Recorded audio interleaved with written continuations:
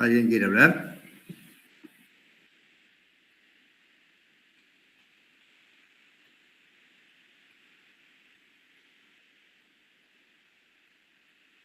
Buenas tardes, profe. Sí, un poco, más que nada con comportamiento mecánico y repasando. No te escucho. ¿Ahí se me escucha, profe? Sigo sin escucharte. Qué desastre. Dios, no puede ser. Ariel, ¿vos escuchás? Porque se escucha. Acá estoy. Lisandro. Hola. Ariel no escucha, me Ariel, parece. ¿no escucha? Sí. Ahora le digo. No te puedo creer. Ahí estás. Qué complicado. Ahí está. No. Complicado, dale, deja de quejarte de vuelta. Escuchá, sacate la...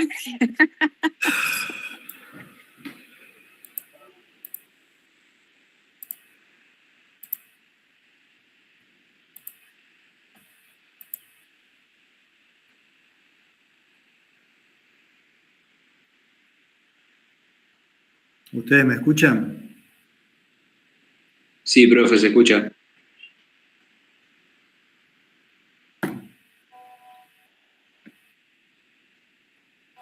Yo no escucho a nadie.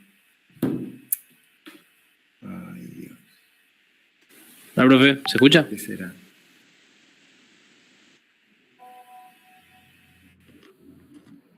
A ver. Vamos a probar de nuevo los auriculares.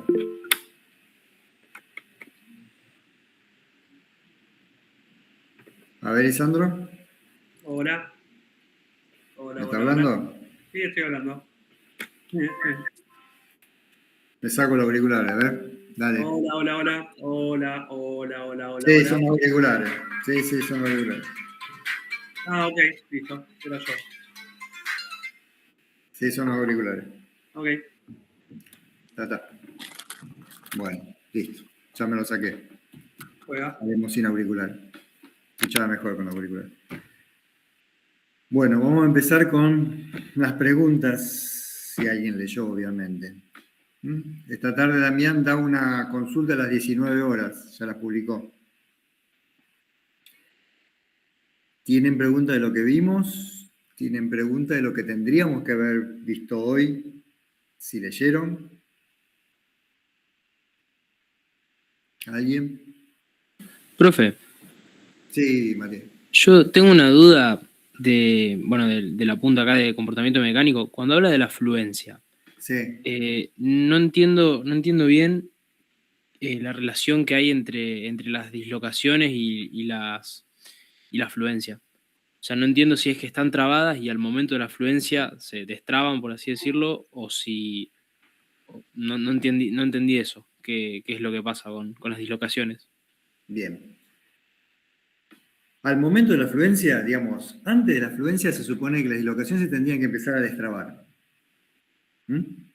Antes de la curvita, o sea, yo estoy en la parte, ahí en la parte recta, donde se cumple la relación entre la tensión y la deformación específica, o sea, la ley de Hooke. Ya ahí, cuando termina esa relación, se tendría que empezar a destrabar, pero no se destraban. Tenés que elevar un poco más la fuerza hasta llegar al límite de fluencia superior. ¿Eso por qué? Porque donde están las dislocaciones, tenés la estructura comprimida. Pero debajo de ese semiplano extra que vos tenés la estructura traccionada. ¿Te acordás de eso? ¿Que lo hablamos alguna vez? Cuando hablamos de dislocaciones. Bien. Donde está la estructura traccionada, esa estructura traccionada es muy ávida de atraer defectos. Y uno de los principales defectos son los átomos intersticiales. ¿Eso era la atmósfera de Cottrell? Claro. Los átomos intersticiales principales que se van a mover son los de carbono. ¿Te acuerdas todos los átomos intersticiales que dijimos que podían entrar en la red de hierro? Nitrógeno, oxígeno, boro, hidrógeno y carbono. Los principales que se movilizan son el carbono y el nitrógeno. Pero el que más traba es el carbono, obviamente. Entonces tenés que seguir ejerciendo fuerza para que esas dislocaciones se muevan. ¿Se muevan dónde? Se van a mover en los planos compactos o en los planos de mayor densidad. ¿En qué dirección? En las direcciones compactas. ¿Está? Una vez que se empezaron a mover, tengo la fluencia inferior. ¿Viste cuando vos algo estás tirando algo muy fuerte y de golpe se afloja? ¿Cómo baja la carga? ¿Cómo baja la fuerza esa que vos estabas haciendo? Bueno, eso es lo que pasa con la fluencia inferior. Luego el material se sigue deformando, no es una gran deformación tampoco, a prácticamente carga constante. ¿Hasta dónde? Hasta el punto en que las dislocaciones se empiezan a entorpecer entre sí o con otros defectos puntuales. Y ahí empiezan la multiplicación de dislocaciones. Y eso es el endurecimiento por deformación plástica. Genial. Sí, también quería preguntarle sobre eso, sobre la multiplicación de las dislocaciones, si es que desde que comienza la fluencia se multiplican o una vez terminada la fluencia. Una vez que termina la fluencia. Ah, perfecto. Porque hasta ahí se están moviendo todavía durante la fluencia. Por eso que es a carga constante la deformación. Y no sigo cargando. Cuando se empiezan a trabar, ahí empieza la deformación plástica.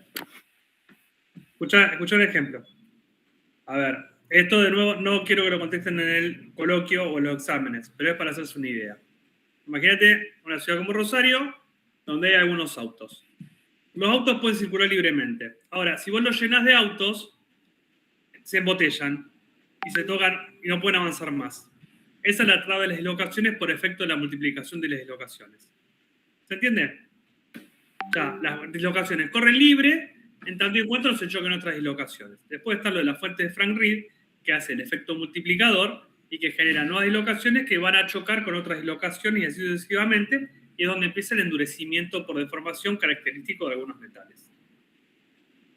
Sí, acá el tema, si lo comparamos con los autos, es como si un auto no se pudiera mover por otros dos autos, y ese auto que no se puede mover, nacen autitos. Ajá, ok. Sería algo así, digamos. O sea, de esa dislocación que queda trabada, la fuerza que yo le estoy ejerciendo al material sigue estando. Entonces la dislocación en realidad se va a querer mover, pero está atada en dos puntos de ese plano de dislocaciones.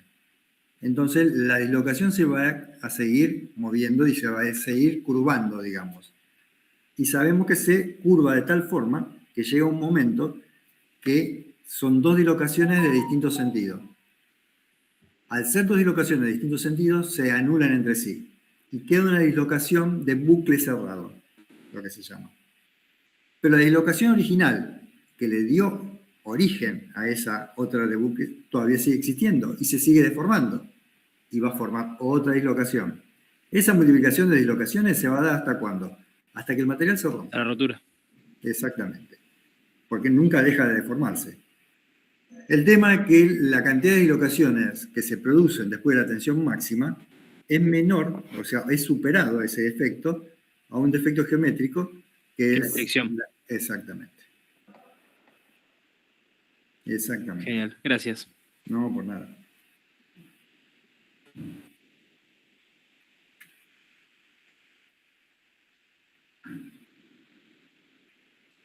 De lo que estuvimos hablando el lunes,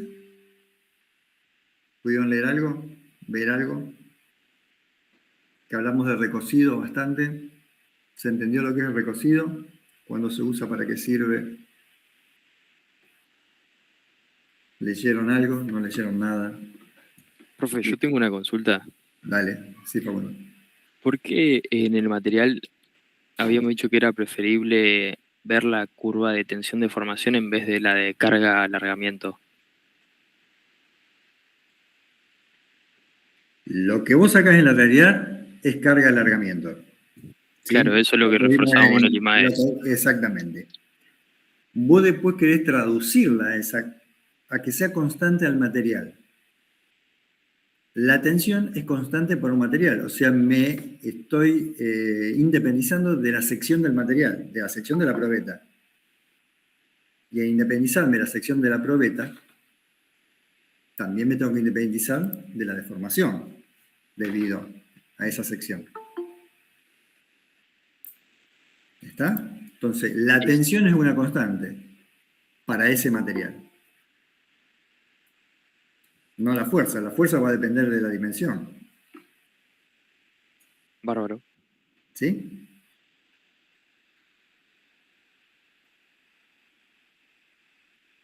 Por eso yo tengo que sacar la tensión, porque para cada material voy a tener una norma. Y la norma me va a hacer referencia a esa tensión.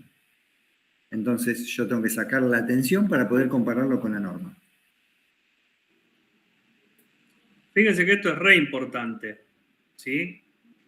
Perdón, Lisandro, lo que siempre Lisandro repite, que tiene razón, ojo con las unidades. Y siempre tienen que tener unidades. Porque si no...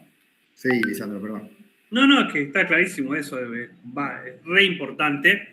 Pero después, no sé, respecto a los parciales, chicos, que tiran gráficas sin ejes y termina siendo un dibujo cualquiera. Porque si vos no me definís los ejes, yo no puedo interpretar de qué gráfica estamos hablando. Y no vale decir, usted sí sabe, profe, porque yo estoy hablando que ustedes sepan. ¿Sí? Entonces, iba por ahí, ¿no? Y eso es una respuesta que no voy a aceptar de nadie que se quiera recibir de ingeniero o ingeniera. Así que tengan siempre en cuenta las unidades, en las gráficas y todo. Y sobre todo por la interpretación de las unidades en sí, más que solamente por las unidades. ¿Qué significa cada cosa? Y ahí volvemos porque nosotros, si bien medimos carga-alargamiento, porque se puede, nosotros queremos tensión de formación. ¿Sí? Que la máquina, la tensión no te la puede dar porque el área se va reduciendo en la zona de estricción y la máquina no sabe cómo se está reduciendo la estricción. Entonces, esa es donde vos medís y ves que la curva realmente decae porque lo que pasa es que al tener menor sección tiene menor resistencia, aunque el material se está endureciendo. Y todo eso son conceptos clave para poder entender todo lo que tiene que ver con el sistema de tensión de formación y por qué yo quiero un límite elástico así o por qué quiero un límite de rotura así, de este valor o de este otro. Bien, eso lo tienen que tener muy aceitado y una vez que se entiende es muy fácil de analizar, pero tiene que llegar la etapa de la comprensión. Así que, de nuevo, acá estamos con Ariel. Si tienen dudas, consulten en base a... nunca vengan a pescar. Ahora que me hiciste acordar, Lisandro, no sé si Damián publicó ya las notas o no. Bastante bien los parciales, más del 70% lo aprobaron. Buenas notas. Los que sacaron 58, 59, no se preocupen. Vamos a tener ciertas consideraciones este año debido al tema de paro. Traten de rendir el segundo parcial con una buena nota. Y vamos a ir viendo cómo se desarrolla. Obviamente, los que sacaron baja nota, traten de sacar buena nota en el segundo y aprobar tanto el segundo como el tercero para poder recuperar el primero.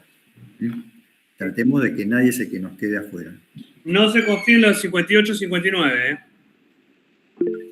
Sí, ya está, ya aprobé. Pregunta acá. El problema de pasarlo a una semana es que nos pasa todo a una semana. Tengo que pasar el tercero una semana, tengo que pasar el recuperatorio una semana, pierden una mesa. Si todos están dispuestos a perder una mesa, yo no drama. Lo que pasa es que no todos están dispuestos a perder una mesa. Muchos quieren rendirla. Pero si yo tengo que tomar el recuperatorio en la mesa, no hay otra posibilidad, lamentablemente.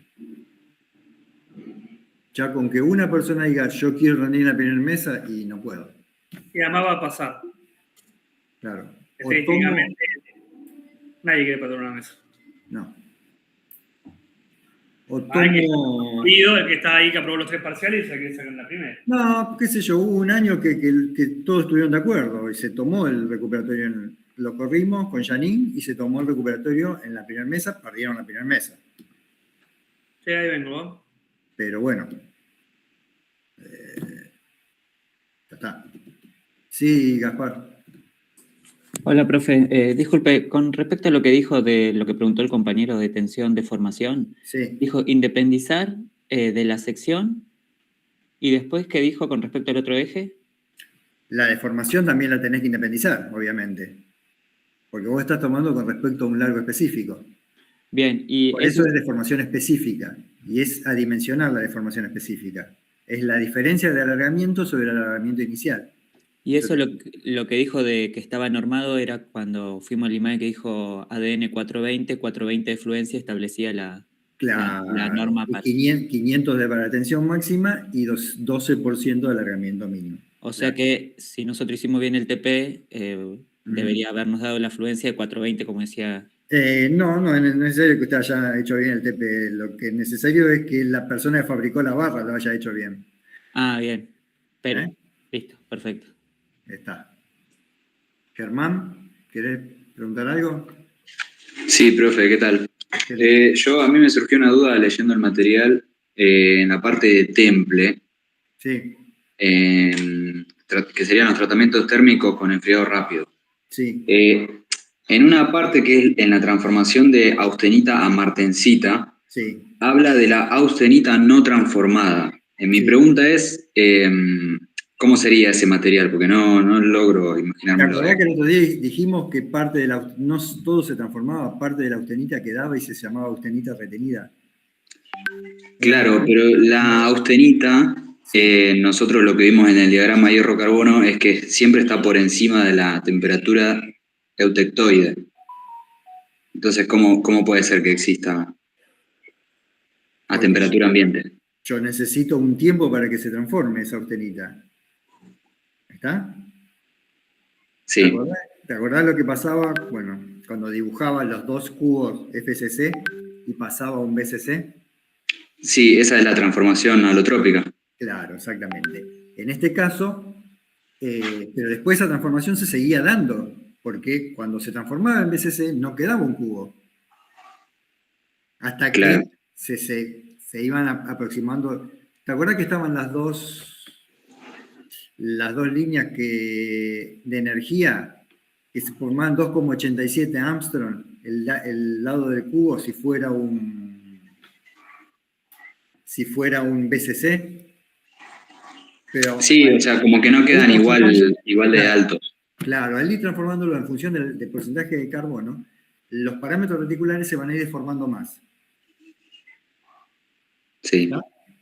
Entonces el parámetro de la altura te iba a quedar distinto al parámetro de los lados de las caras de ese cubo, que no va a ser más un cubo, va a ser un paralelepípedo en realidad, ahora, claro. para la martensita. Y me olvidé ya la pregunta que, perdón. ¿De dónde Es habíamos decir, hablado? ese material que sería como metaestable, por así decirlo, esa es la austenita no ¿Qué transformada. pasaba con la austenita? Esa austenita tiene que seguir transformando. Si yo no le doy tiempo y ya no le doy lugar para que se transforme, si no hay temperatura, y queda ahí, quedó retenida. Quedaron esos cubos de austenita de FCC dando vueltas, esas lagunas de austenita. Claro, quedan FCC, está bien. Exactamente. Después, hay ciertos elementos que llamamos gamágenos y ciertos elementos que llamamos alfágenos, que son los que aumentan el campo gamma de austenita o que aumentan el campo alfa de ferrita. Uno de los elementos principales que aumenta el campo gamma, ¿cuál sería? Que ya conocemos. El carbono. El carbono, exactamente. Por eso cuando yo le pongo demasiado porcentaje de carbono, el problema que tengo cuando hago los tratamientos térmicos es que me baja demasiado la temperatura eutectoide. Entonces las transformaciones de las martensitas a veces me quedan por debajo de la temperatura ambiente. Y no puedo llegar a transformar toda la austenita que tengo en martensita. Recordad que para yo decir que tengo una estructura martensítica, tengo que tener por lo menos el 50% de esa estructura convertida en martensita. Está bien. Spoileo, tercer parcial, los de acero inoxidables. Un segundito, ahí vengo. Y dale, mientras hablo de más. Cuando hablemos de acero inoxidables, vamos a ver que el níquel, que se agrega algún tipo de acero inoxidable, también es gamágeno y nos deja austenita a temperatura ambiente. Y si quieren ver una austenita a temperatura ambiente, van a la bacha de la cocina, que es de acero inoxidable, austenítico se llama. Y van a ver que, por supuesto, no se van a dar cuenta que es austenita, pero ahí la tienen.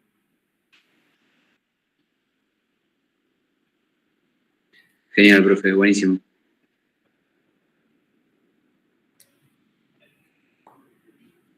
Bien, ¿algo más?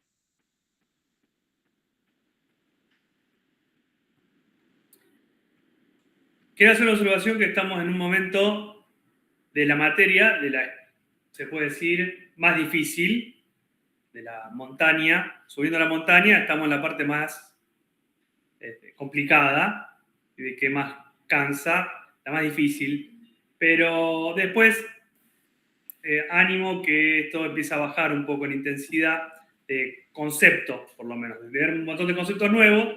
Y después ya el tercer parcial, con todos estos conceptos entendidos, vamos a poder aplicar todas las prácticas y la cotidianidad de los materiales y se vuelve más fácil. Así que tengan paciencia ahora. La recomendación es no aflojen en este momento, sino que este momento de realmente estudiar, de realmente entender y de pasar esto. Y después ya para el tercer parcial vamos a estar más acomodados. Y entonces esto es un esfuerzo de un par de semanas, ¿sí? Donde hay que estudiar un montón y hay que aprender un montón de cosas nuevas, de conceptos. Y después del tercer parcial lo trabajamos sobre lo aprendido, entonces no es tan difícil, ¿sí? Por eso no aflojen ahora, y no se desanimen si no aprueban el primer parcial, que es lo que dijo Ariel antes.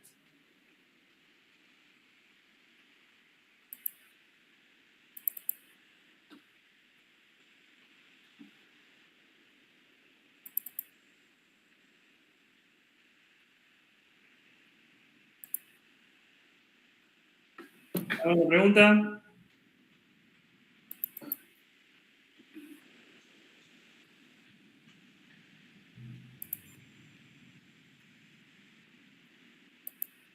Estaba buscando la práctica.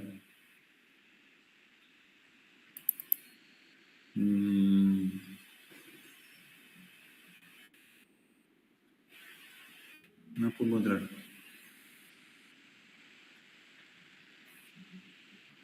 No la tengo más. Profe, yo quería hacer una pregunta también. Sí. Estuvimos hablando de que, respecto al ensayo de tracción, a medida que voy subiendo que aumenta la tensión, el material se deforma. Habíamos hablado que pasada comenzado el periodo de endurecimiento por deformación plástica, si se libera la tensión, el material recupera algo de su longitud original y baja con una pendiente. Yo quería saber qué inclinación tiene esa pendiente. ¿Es la misma que tiene el periodo elástico? Sí. Ahí está, ok. Es paralela. Tiene sentido. Cuando normalmente lo que yo vi en la práctica, yo se lo exagero y lo que está dibujado ahí, normalmente la carga máxima no aumenta demasiado. Aumenta un poco, pero no demasiado. Lo que sí, la deformación se achica un montonazo. Y la carga de rotura es casi la misma entre un caso y otro. Yo se los voy dibujando como para que usted tenga, cuando les dibujé lo que es acritud, para que vean la diferencia, digamos. Pero si supongamos que la carga máxima aumenta, que la carga de rotura aumenta y que la deformación disminuye muchísimo. Eso es lo que va pasando. Perfecto. Esto después en la práctica se lo llama spring break, que es como retorno del resorte. Y cuando vos diseñás piezas, vos decís, che, bueno, quiero de esta forma. Y lo deformás plásticamente, pero si vos lo dejás así como está, no estás considerando que un pedacito de eso va a tender a retornar a su posición original. Y por eso siempre se calculan las matrices de forma de lo que vos hagas con unos grados más, entendiendo que el material lo deformaste prácticamente, pero después un poquito de elasticidad recupera. ¿Sí? Quieren empezar en matrices del capó del auto, de la puerta de la heladera, de lo que sea, todo se hace, los plegados y todo eso, los embutidos, los tirados que se hacen de las piezas, ¿no? Los deformo plásticamente, pero después un poquito siempre retorno.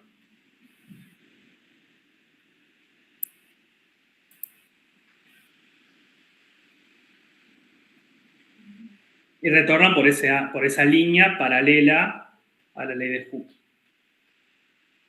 Genial, gracias.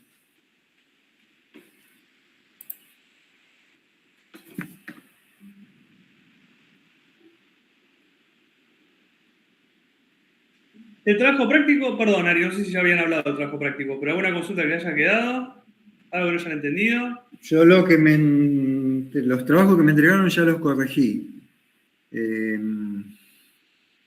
¿Cómo podríamos hacer para que lo retiren, esos trabajos? Ariel en la CECIT, ¿no? Sí, Que me lo lleve. Yo- miércoles, sí, o el miércoles yo a la tarde voy a estar en la facultad. Si quieren venir a hacer alguna consulta presencial, el miércoles a las 5 yo estoy en la Escuela Industrial. Profe, Ahí, sí, ¿y los que tenemos que entregarte, el TP, cuándo te lo tráigamelos entregamos? el miércoles ¿El miércoles también? ¿A qué hora? a las 5. A las 5. Estoy en la Escuela Industrial. Doy otra opción para los que quieren entregar. Yo estoy todas las mañanas en la Secretaría de Ciencia y Tecnología, ahí en el primer piso, así que también puedo recibir trabajos. Claro, se lo pueden llevar a Gabriela. Yo después se lo paso a buscar a ella.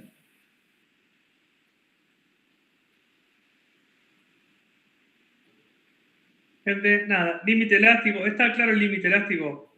¿Se entiende el límite elástico? La importancia del límite elástico. ¿Se entiende el módulo elástico? Conceptualmente, si no, tal vez. No estamos evaluando acá, esto lo hablamos. Este es momento de aprendizaje. Así que es acá. ¿Sí? Te fuiste, hiciste trabajo práctico, hiciste todo y te volviste a tu casa y algo no te cerró. Bueno, pregunten. ¿Entendieron Sharpie? ¿Entendieron por qué es ese Sharpie? Dureza, ¿entendieron dureza? Sí, me entregaron trabajos prácticos vacíos algunos. No habían marcado nada. No sé por qué. No importa. Habían calculado lo del ensayo de tracción, pero los demás no habían marcado nada. Por ejemplo, un par. Está bien. El trabajo práctico es entregado o no entregado, pero traten de entregarlo lo más completo posible. O sea, si no lo completaron su método porque no lo entendieron, este es un lugar acá donde podemos blanquear dudas. Y pueden hacer cualquier tipo de preguntas, porque si no lo entienden ahora, ¿por qué lo van a entender más adelante?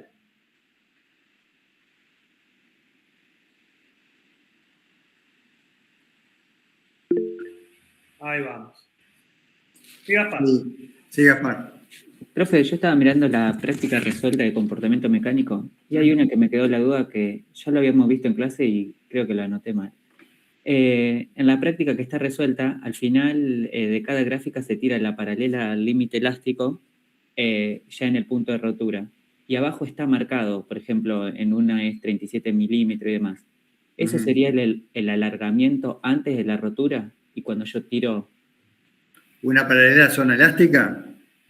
¿A la parte elástica? Claro, la que se tira la paralela para sacar el... Si vos estás trazando la paralela a la parte elástica, solo estás tomando la parte plástica. Ah, bien, y es claro, y esos 37, bueno, en ese caso, esos 37 que me da, me estaría dando la deformación. El delta L. Una vez, como cuando yo lo hicimos en el IMAE, que unimos los dos pedacitos de la probeta y medimos el alargamiento, ese delta L sería. Bien, y si yo tiro desde el punto de rotura para abajo recto, me estaría dando considerando... La parte plástica más la parte elástica. Perfecto. Esa medida es exactamente la que vos estás viendo justo antes de que se rompa. Con las mordazas puestas, ¿sí? El material totalmente estirado a punto de romper. Cuando se rompe, más allá que se separa en dos partes, en verdad lo que pasa es que se recupera un poquitito. Esa recuperación es la que vos medís cuando tirás la paralela en el sentido del módulo elástico. Claro, sí. ¿Está? Es importante, pero además esto visualícenlo. Vos cuando ves esa gráfica, al toque te deberías dar cuenta que la deformación, el eje X plástico, es mucho más grande que la parte elástica. Bien. Y así tiene que ser. Ujú. ¿Está bien? Sobre todo, ojo, con aceros dúctiles. ¿Sí? Porque si yo tengo un acero que no es dúctil, de muy alto porcentaje de carbono, te va a costar un montón deformarlo elásticamente, vas a hacer un montón de esfuerzo, en el que se deformó elásticamente y pasa a la parte plástica es muy chiquitita y rompe ahí. Claro. Pero, o sea, si a nosotros, por ejemplo, nos piden la deformación plástica, la rotura, tenemos que tirar la paralela a esa y ahí marcaríamos eso. Y si nos piden la total, sería ya, bueno, esto es lo que acabamos de decir recién. Exacto. Y Perfecto. si querés también sacar la elástica, restando una de la otra. Bien.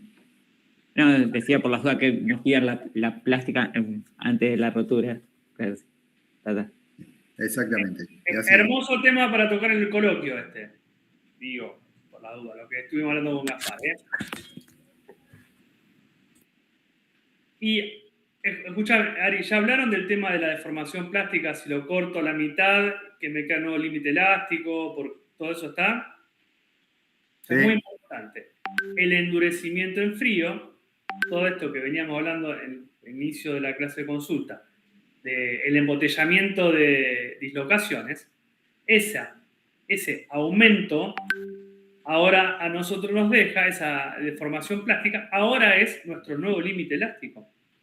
Porque cuando yo quiera volver a deformar ese material, hasta que no llegue al mismo valor de esfuerzo, voy a trabajar todo sobre la ley de Hooke. Y eso tiene sentido, porque en todo ese trayecto no muevo una dislocación y no se desplaza nada. A partir de ahí, empieza de nuevo la deformación plástica o continúo con la deformación plástica. Profe, Sí, Matías. en ese caso, ¿cómo quedaría la nueva gráfica de tensión de formación? Bueno, momento. ¿Cómo quedaría? Ahí lo único que determinás es el nuevo límite elástico. Yo para hacerlo lo que debería hacer es volver a cargar la máquina con la probeta y empezar el trabajo. Entonces, cuando empiezo a deformar de nuevo la probeta, la voy a deformar elásticamente hasta ese punto. Y a partir de ahí seguirá en la zona plástica. Por supuesto que eso si yo ya había dejado en primer lugar de hacer el esfuerzo en la zona plástica. Mientras yo me mueva sobre la zona elástica, esto va a ser una línea que sube y baja, tiki, tiki, tiki. Cuando hago la deformación plástica, suelto y bajo elásticamente y vuelvo a recuperar elásticamente hasta ese punto. Y a partir de ahí sigue la deformación plástica. Esto voy a spoilear de nuevo, pero me interesa para que les quede claro. Si yo hago una lata de atún, uso siempre atún, no sé por qué no uso otra cosa, pero la lata de atún me va muy bien. Yo agarro una lata de atún, al principio la lata de atún tiene bajo límite elástico, antes de hacerla, porque se hace de un disco como un compact disc, sería, ¿no? Y yo después la voy a deformar plásticamente y le voy a dar forma de vasito, un vasito de poca profundidad. Y después le pongo una tapa. Pero a ese disco lo deformé. Cuando lo deformé, ahora ese material tiene un límite elástico mucho más alto. Y eso es lo que me permite a mí poder apilar un montón de latas una arriba de la otra. ¿Sí? Habiendo aumentado el límite elástico. El material es el mismo, no hice ni siquiera tratamiento térmico, lo único que hice fue deformación en frío, aumentándole el límite elástico. Y ahora esa lata va a soportar elásticamente sin deformarse permanentemente, sin abollarse. ¿Se entendió? Me gusta más explicarlo en clase esto, y dibujando, pero dibujar acá en el MIT es un... Claro. ¿Sí, no? Sí. O tal vez, ok. Profe, Sí, en ese caso, igualmente, con la lata de atún, antes de formar, de darle la forma y de formarla plásticamente, y después la tensión de rotura sería la misma. Bien, sí, no tiene por qué cambiar, pero tampoco me interesa. Lo que quiero acá marcar es otra cuestión. Una cosa es el proceso, donde yo fabrico el material, fabrico la pieza de uso final, y otra cosa es el uso final en sí. Por ejemplo, ya te contesto, Juan Cruz. Si yo deformo, me voy a corregir, una pieza de usuario final tiene ciertas condiciones de borde que cumplir. Por ejemplo, necesito que tenga tal límite elástico. O necesito que tenga tal resistencia a la corrosión. o necesito que tenga tanta tenacidad. Y así como todo esto de la primera clase, siempre les digo, vuelvan a la primera clase para ver cuáles son las propiedades que nos dan los materiales, y eso se define en función del uso. Ahora, ¿cómo llego yo ahí? ¿Cómo llego a darle eso? Lo voy a hacer desde la química, desde el tratamiento térmico o desde el propio proceso con las deformaciones en frío. Por ejemplo, desde la química le puedo agregar aliantes para que tenga resistencia a la corrosión. Si le quiero dar dureza, le puedo hacer un tratamiento térmico. Y si necesito, por ejemplo, aumentar su límite elástico, puedo hacer una deformación plástica. Entonces, el comportamiento del material al inicio del proceso no es el mismo que al final del proceso. Y esa manipulación la hago yo. ¿Está bien? Entonces, yo agarro un material que tiene bajo límite elástico, lo deformo en frío y ahora tiene un alto límite elástico. Listo, acá tenés tu lata de atún, llévatela y come todo el atún que vos quieras. ¿Sí? Y con la ventaja de que puedo apilar un montón de latas de atún sin que se abollen.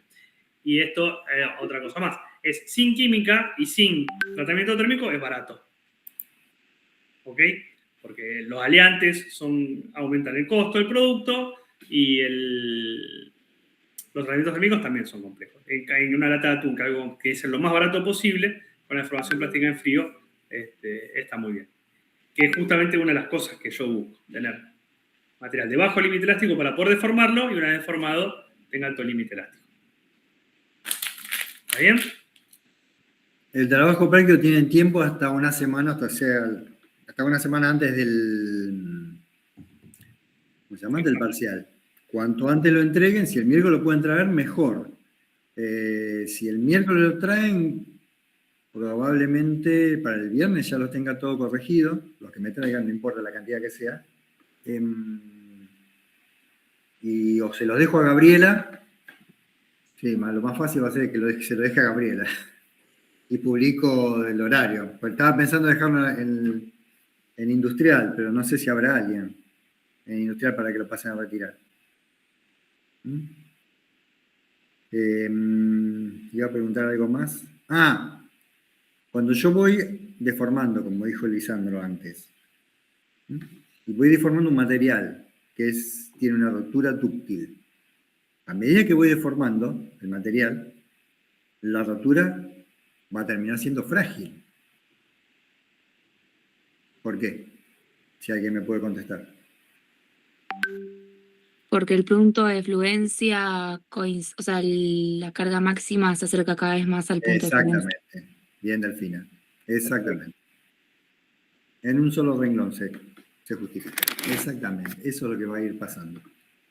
Muy bien. Como veo que no han leído mucho, vamos a hacer una cosa. El lunes vamos a hacer otra consulta. El miércoles vengan presencial, si quieren, los que quieran, A partir de las 5 de la tarde yo estoy en la facultad. Y el jueves hacemos otra. Porque parece que no han leído mucho todavía. Yo iba a hablar de la práctica, de tratamientos térmicos, pero voy a hablar, me parece, sin que entiendan nada. ¿O quieren que les explique algo igual?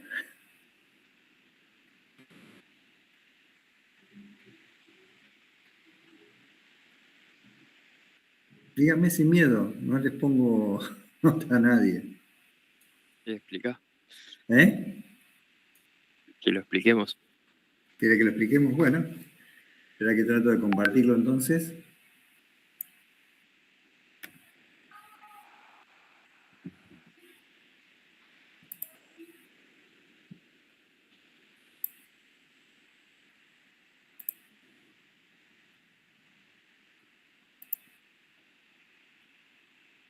¿Se ve ahí? Sí. Sí. Perfecto. Vamos a empezar con el primero. Indique que sea un temple. ¿Qué es el temple? Empecemos por ahí. ¿Alguien me lo puede definir?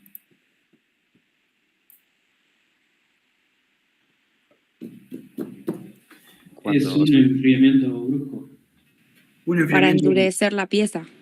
Para endurecer la pieza, sí. Es efectivamente. Siempre que hago ¿Y de qué va a depender? ¿Qué dijimos? De la velocidad de enfriamiento. ¿Y esa velocidad de enfriamiento de qué va a depender? Del tamaño de la pieza y del material que uses para enfriar. Y algo más. ¿Y cómo se llamaba eso? ¿Cómo lo llamábamos? Severidad. Exactamente, María. La severidad de temple. En función de esa severidad va a ser la curva. Cada material va a tener dos curvas. Una isotérmica, donde la transformación es a temperatura constante, y una anisotérmica, cuya transformación es a enfriamiento continuo. Cada material tiene dos curvas. ¿Sí? ¿Leyeron? Después lean cómo se fabrican esas curvas. Se va haciendo el material y a cada temperatura se enfría, a esa temperatura sale una curva de comienzo y principio de transformación. Esta curva, a ver con qué se podía marcar acá, no me acuerdo. No, usaba para marcar. Resaltar, marcar. Esta curva, ¿se ve ahí? ¿Lo que estoy marcando? Sí, se ve. Esta curva de comienzo de transformación, de la transformación, y esta es de fin de transformación. Una de comienzo y una de fin de transformación. Y acá la transformación va a ser a temperatura constante. Acá tengo un comienzo y un fin. Este es el comienzo y este es el fin de transformación. ¿Está? Entonces, si yo paso esta curva de acá a acá, ¿qué voy a tener? Y ahí perlita. Acá empieza perlita a formarse, pero no termina de pasar la transformación. Acá hay vainita en este sector. Comienza, pero el fin de transformación está por acá. Y acá hay comienzo de transformación y fin de transformación. Entonces voy a tener algo de ferrita, con un poco de vainita y con un poco de martencita. ¿Sí? ¿Dónde voy a tener una curva de temple? Esta va a ser mi curva de temple.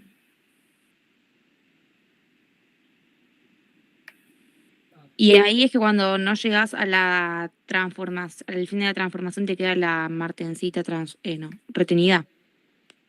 Austenita retenida. Perdón, austenita retenida. Sí. No, no tiene por qué ser acá. Puede ser acá también, que me queda austenita retenida. Lo que estamos dibujando no vamos a saber cuánta austenita retenida se me queda. La única forma de saber la cantidad de austenita retenida es haciendo una micrografía. Claro, sí, pero siempre te va a quedar austenita retenida siempre y cuando, o sea, no toques el fin. Por más que toque el fin, me va a quedar un poquito de austenita retenida siempre. Es algo que no voy a llegar nunca a transformarlo al 100%. Teóricamente, nosotros nos vamos a basar en teoría, vamos a pretender de que se transformó al 100%, si pasó por acá. ¿Está? Obviamente, esta es otra curva de temple también. ¿Qué diferencia hay entre esta y esta? Esta se llama velocidad crítica de temple. ¿Por qué la velocidad crítica? Porque está rozando la nariz de la curva. Y eso vendría a ser la menor velocidad de las mayores velocidades de enfriamiento. Trato siempre de hacerlo a una velocidad de temple que sea la menor. O sea, siempre trato de tener la velocidad crítica. ¿Por qué? Porque cuanto menos velocidad crítica, no se me van a producir fisuraciones. ¿Y por qué no se me van a producir fisuraciones? Eso lo hablamos los otros días.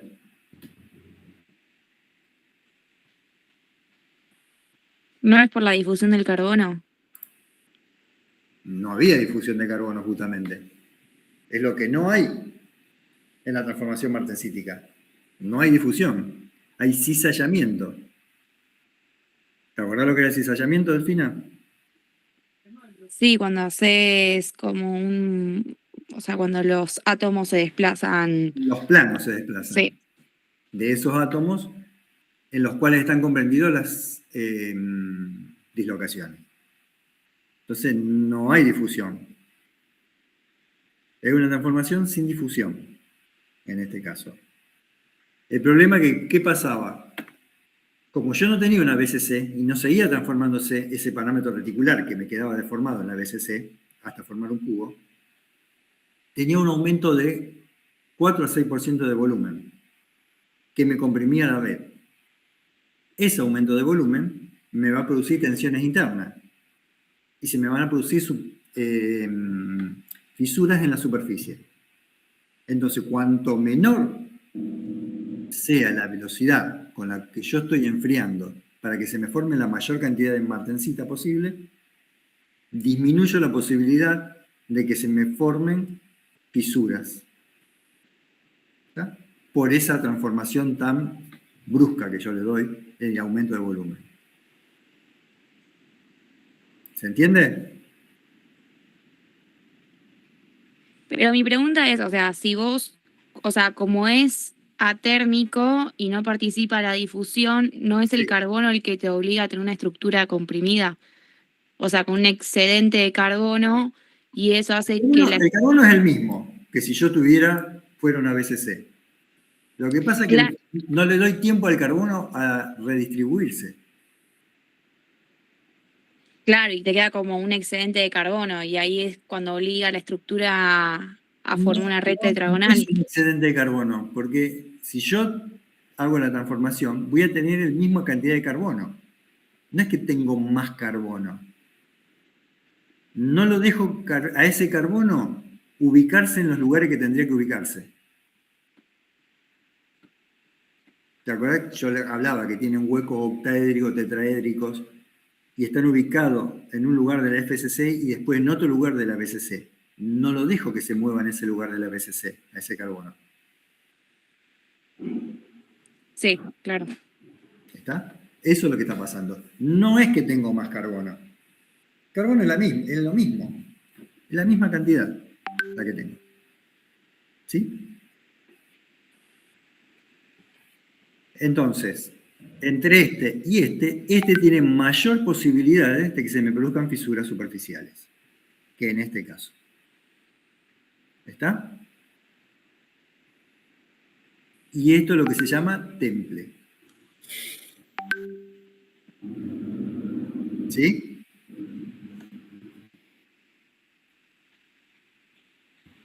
¿Se entendió? Sí.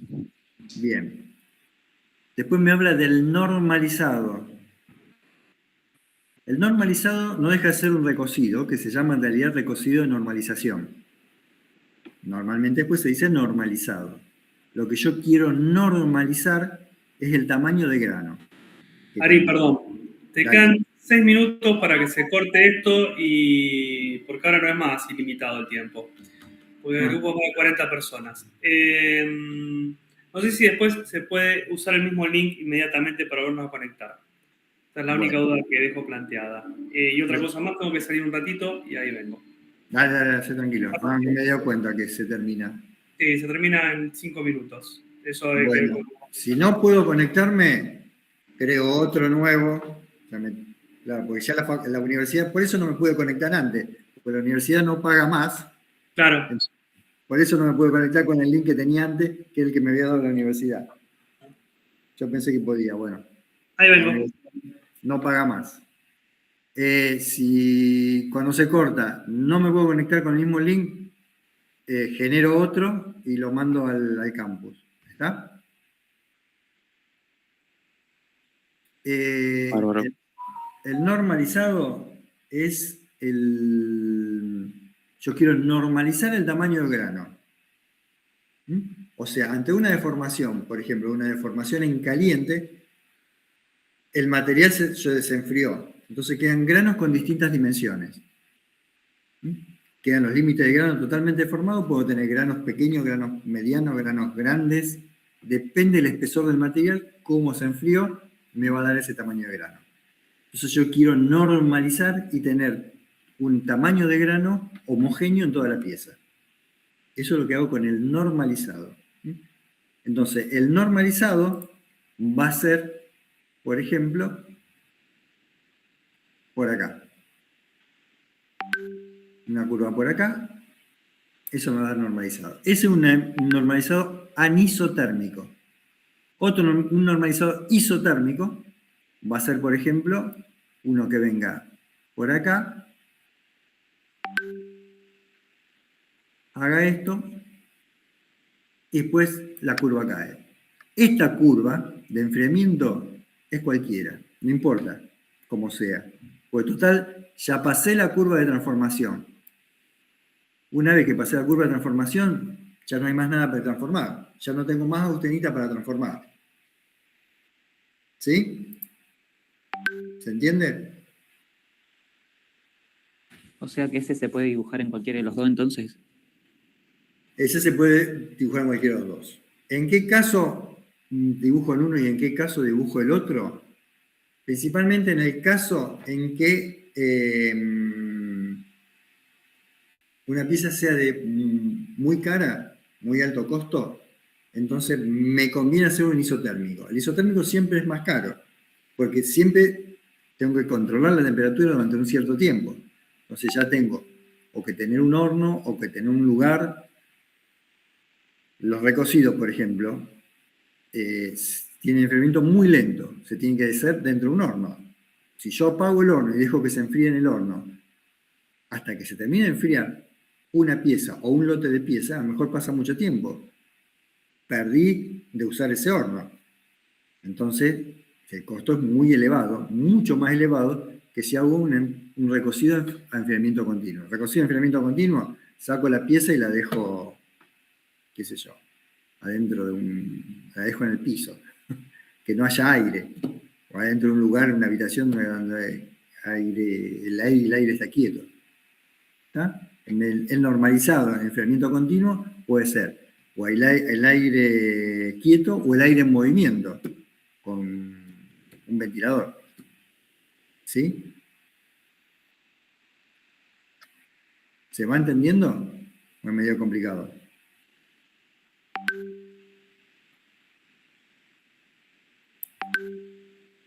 No preguntan, calculo que se entiende. Pero igual, o sea, si vos el recocido, en lugar Sí. de hacerlo en el horno, lo sacás y lo haces con un aire, ¿no pasa a ser como una especie de temple? Depende.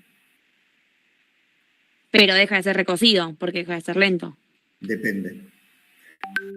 ¿De qué va a depender? De que se te forme. ¿Y de qué más? Principalmente. ¿Del tiempo que tarde? No. Es lo mismo que yo le haga, digamos, la severidad de enfriamiento, o severidad de temple, vamos a hablar directamente del temple. ¿Es lo mismo para un hipoeutectoide que para un hipereutectoide? No.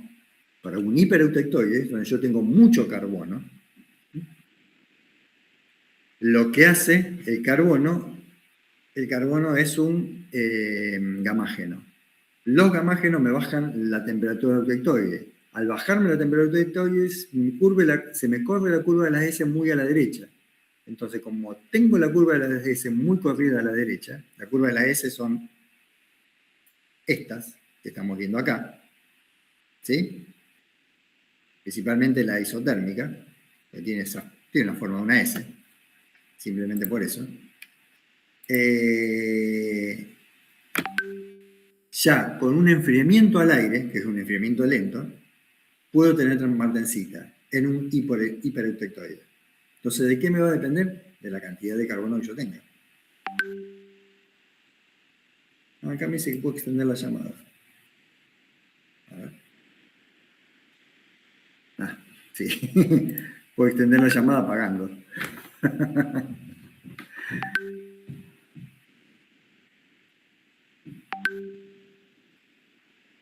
¿Se entiende?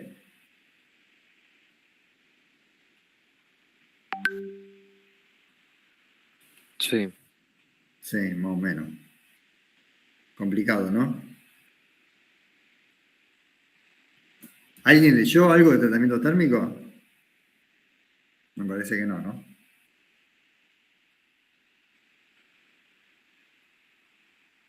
No, yo todavía no. Bueno. Ahí lo van a entender un poco mejor. Entonces, un recocido, por ejemplo, estaría por acá arriba.